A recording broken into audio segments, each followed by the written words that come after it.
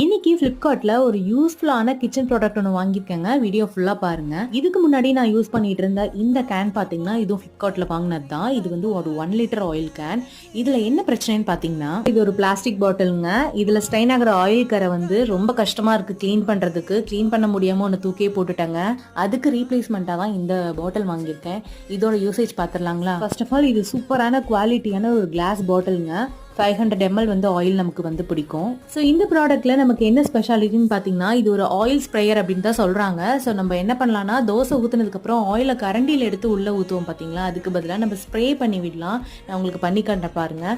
நிஜமாவே நான் யூஸ் பண்ணி பார்த்தேங்க, நல்லா இருக்கு, யூஸ்ஃபுல்லாகவும் இருக்கு, குவாலிட்டியும் நல்லா இருக்கு. ப்ராடக்டோட குவாலிட்டி ஆயிலை இந்த மாதிரி மேலே இருக்க அந்த கேப்பை வந்து ஓப்பன் பண்ணி வேற ஒரு பவுலுக்கும் சேஞ்ச் பண்ணி வச்சுக்கலாங்க. இந்த ப்ராடக்ட் உங்க கிச்சனுக்கு வேணும்னு நினச்சிங்கன்னா எனக்கு இதுக்கு லிங்க்னு கமெண்ட் பண்ணுங்க, உங்க டிஎம்க்கு டைரக்டாக சென்ட் பண்ணுறேன். நாளைக்கு ஒரு சூப்பரான வீடியோல மீட் பண்ணலாம். பாய்.